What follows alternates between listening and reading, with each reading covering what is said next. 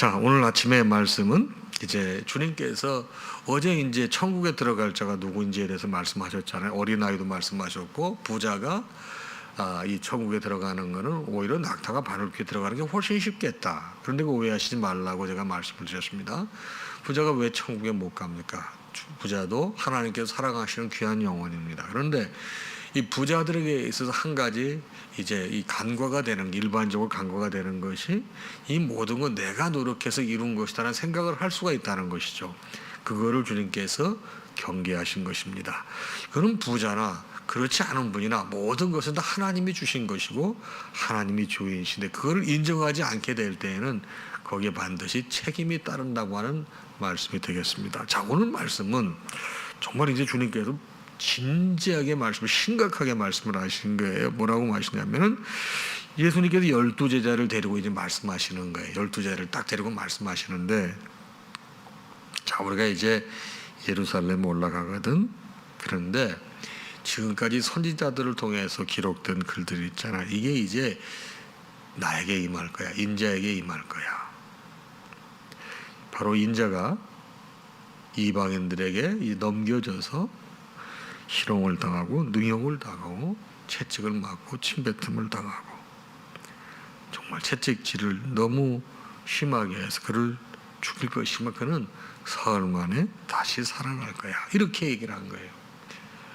여러분, 이게 이제 우리는 예수님께서 초림하시고 돌아가시고 난 이후에 태어나서 말씀을 보고 성경을 통해서 배웠으니 그 내용을 알지만 여러분, 그 당시 제자들은 이걸 알까요? 모를까요? 그 당시 제자들은 전혀 알 수가 없는 거예요. 주님께서 사실은 이 제자들 12명을 불러서 이 설명을 하신 것이고, 또 주님은 이미 3년 동안 제자들을 데리고 다니시면서 당신께서 어떤 일이 있으실 것인지 직간접적으로 계속 말씀하신 거예요. 이 모양 저 모양으로. 그런데 34절을 보게 되면 뭐라고 나오죠? 30절 보는데 제자들이 이것을 하나도 깨닫지 못하였다 그랬습니다. 그 말씀이 감추어져 있으므로 그들이 그 이르신 바를 알지 못하였더라. 여러분, 이렇게 하나님 말씀을 콕 찍어줘도 이해 못하는 사람들이 있어요. 이해 못하는 사람들이. 자, 다음 말씀이 그거 딱 연결이 되는 거예요. 갑자기 여러분, 맹인의 얘기가 나옵니다. 어떤 맹인이, 예수님께서 여리고에 가셨는데 한 맹인이 길가에 앉아서 구걸하는, 사람들이 웅성웅성 되니까 이게 무슨 일이냐고 묻습니다. 그러니까 지나가던 사람이 아이 다른 게 아니야. 저 나사렛 예수가 지나가셔. 그렇게 얘기를 했습니다. 그랬더니 그 소리를 듣자마자 앞을 못 보고 늘 구걸하던 맹인이 소리를 질러서 뭐라고 그러죠? 다윗의 자손 예수여 나를 불쌍히 여겨주세요. 소리를 질러서 얘기하는 거예요. 그랬더니 앞서가는 자들이 아이 그 무슨 맹인 주제에 그런 거를 해. 조용히 하라고, 그냥 조용히 하라고, 잠잠하라고. 그래도 이 사람이 여기에 위축이 되지 않고 기도 죽지 않고 어떻게 하죠? 말씀 보게 되면 더욱 크게 소리 질러 다윗의 자손이여 나를 불쌍히 여기서 하는지라. 그랬더니 예수님께서 그 얘기를 들으셔요. 그래서 딱 머물러서서 명하시기를 뭐라고 하시죠? 데려오라고 하면 데려오라고. 그럼 앞을 못 보니까 잘 못 움직이니 데려오라고 하죠. 그럼 이거 보게 되면 예수님이 굉장히 아주 깊이 있게 세심한 배려를 하시는 거예요. 데려오라고 하십니다. 그리고 물으시죠. 너에게 무엇 하여 주기를 원하느냐? 그때 주여 보기를 원합니다. 그래 보라 내 믿음이 너를 구원하였느니라. 이렇게 말씀하십니다. 그랬더니 바로 역사가 나타나서 보게 됐다고. 하나님께 영광을 돌리며 예수를 따르니 백성이 다 이것을 보고서 하나님을 찬양했다 그랬습니다. 자, 여기 왜 맹인의 비유가 예수님께서 십자가를 지시고 고통을 당하시고 이제 목숨을 잃으신 후 사흘 만에 부활하시는데 이런 얘기를 콕 찍어서 제자들에게 얘기해 주었는데 제자들은 이해를 못할까요? 아직까지도 여러분 육의 눈이 큰 거예요. 영의 눈이 아직까지 안 열린 거예요. 그러면서 맹인의 얘기를 하시는 거예요. 그 과정이 일어나는 거예요. 여러분, 육의 눈을 떴어요. 영의 눈이 담긴 사람이 적지 않습니다. 여러분과 저는 오늘 이 말씀을 통해서 영의 눈을 떠야 되는데 영의 눈을 뜨는 방법을 말씀을 드리겠습니다. 자, 영의 눈을 뜨는 과정은 쉽지 않아요. 이 맹인이 예수님께 자기가 이렇게 앞을 보지 못하니까 보기를 원한다고 하는 이렇게 나를 불쌍하게 해달라는 이 기도 요청을 했을 때 사람들이 방해하지 않습니까? 방해합니다. 내가 영적으로 눈을 뜨려고 할 때 이 모양 저 모양이 사실은 우리에게 방해가 적지 않습니다. 여러분 그걸 넘어서야 돼요. 여러분 그것이 영적인 게으름일 수도 있어요. 중요한 얘기, 영적인 게으름 하면 필요성을 못 느낄 수도 있어요. 그러나 주님의 마음은 너무 안타까우시거든요. 못 봐요. 못 깨달아요. 옆에 사람들이 더 방해를 하죠. 그런데 이 사람은 어떡하죠? 안 눌려요. 안 밀려요. 더 큰 소리를 질러서 다윗의 자손 예수여 나를 불쌍히 여겨달라고 더 크게 하거든요. 그때 예수님께서 들으시는 거예요. 여러분도 저도 영적인 눈을 뜨려면은 여러분 육의 눈을 따는 사람도 이렇게 하거든요. 근데 여러분 영적인 눈을 뜨지 못하면 아무리 콕 찍어주고 아무리 말씀을 가르쳐줘도 그걸 깨닫질 못해요. 지식으로는 알아요. 여러분 말씀을 지식으로 아는 것과 삶으로 여러분 아는 것 너무 괴리가 있거든요. 그래서 우리가 이거를 30cm 여행이라고 그러는 거예요. 깨달으면서 마음까지 가는 거. 어떤 사람은 이 30cm 여행을 평생 못 마치고 살아요. 그게 뭡니까? 영의 눈이 떠진다고 하는 게 믿음인 거예요.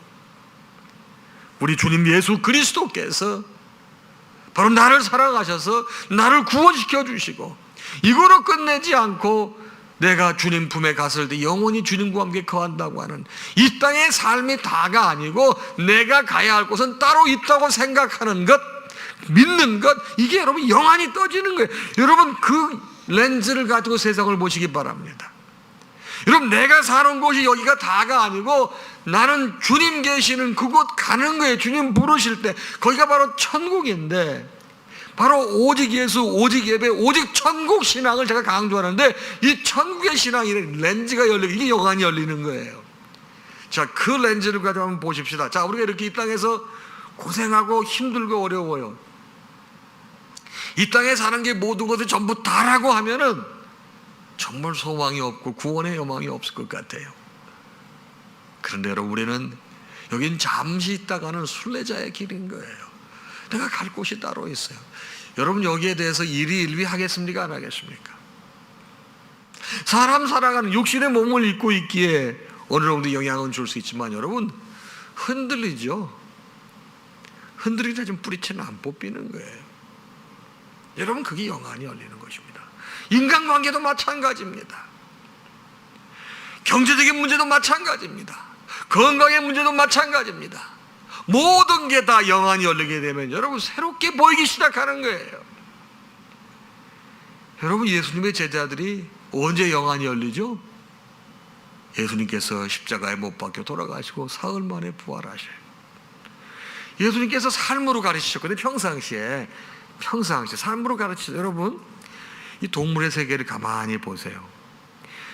여러분 엄마 이 맹수가 이 자기 새끼 맹수 가르칠 때 여러분 이렇게 앉혀놓고 자 들어봐 이렇게 안 가르쳐요. 사냥하는 법을 보여요. 여러분 새끼들은 아무 생각 없이 이러고 있어. 그냥 엄마가 잡아다 주면 그거 먹는 거야. 근데 여러분 그게 어때요? 엄마가 그게 바로 가르치는 거예요. 얘들이 커서 엄마의 품을 떠나 자기도 엄마가 하는 걸 보고서 자기도 하는 거예요. 여러분 예수님께서 제자들을 가르치실 때 3년 동안 가르치실 때 여러분 이런 모습으로 사셨거든요. 예수님께서 구약에 나와 있는 선지자들의 예언처럼 십자가를 지시고 사흘 만에 부활하시고 난다. 이 사람들이 어떻습니까? 여러분 다 순교해요.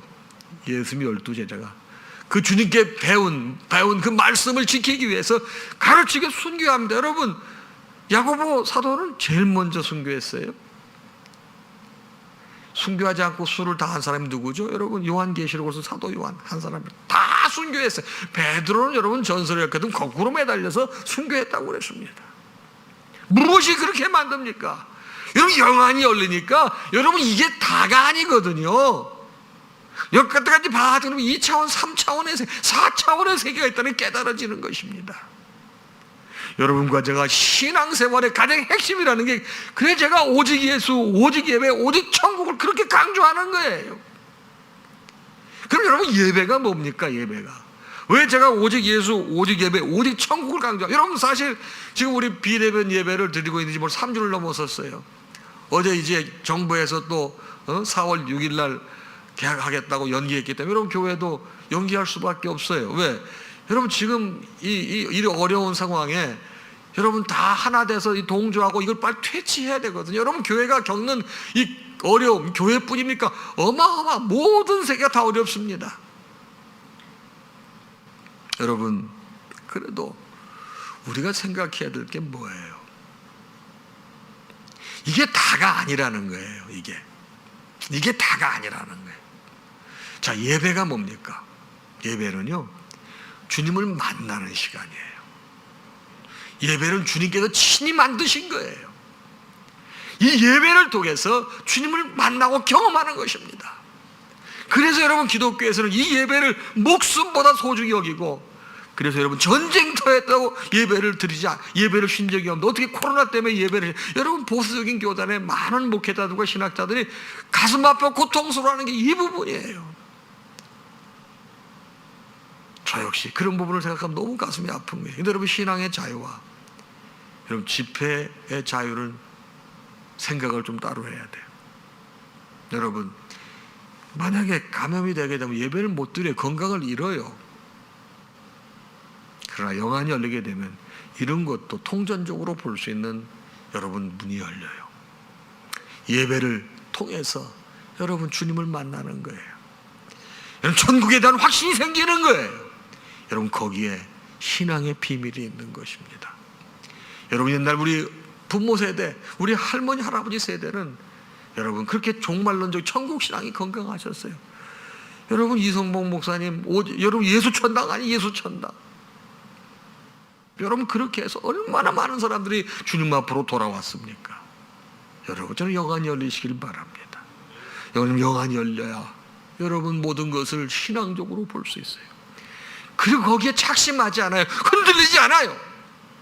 그런데 영안이 안 열리면 이 땅의 것에 집착하고 이 땅의 것에 여러분 벗어나지 못하기 때문에, 정상에서 세상을 보지 못하기 때문에 자기가 보는 눈 가지고 다 모든 걸 판단하는 거예요. 그게 힘든 거예요. 누가 힘들어요? 본인이 힘들어요. 그래서 하나님의 세계가 그게 아니야. 그 교회는 그 하나님의 세계를 볼 수 있도록 영적인 눈이 열수 계속 도와주는 게 목사고 교회고 신앙 공동체예요. 그러면 여러분, 영안이 열리면 내 삶이 여러분 팍팍해집니까? 절대 그렇지 않습니다.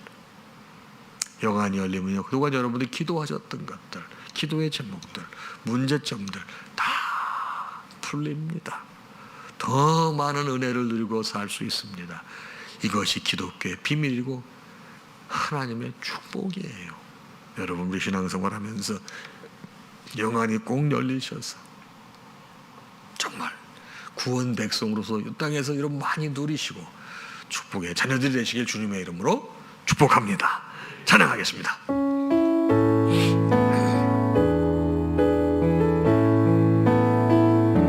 모든 영광 하나님께, 모든 영광 하나님께, 모든 영광 하나님께. 나는 자유해.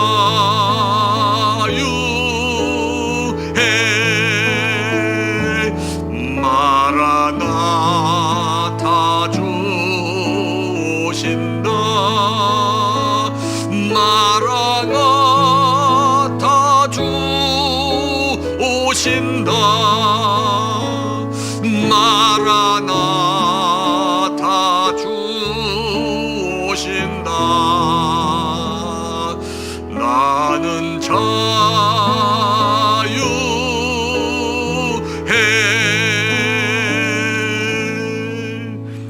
우리 주님 예수 그리스도의 크신 은혜와 하나님 아버지의 무한하신 사랑하심과 성령님의 감동, 감화, 교통, 역사, 충만하심이 오늘 주신 말씀을 받고 세상을 향해 나아가는 사랑하는 당신의 모든 자녀와 그 가정 위에 이제로부터 영원토록 함께 있을지어다.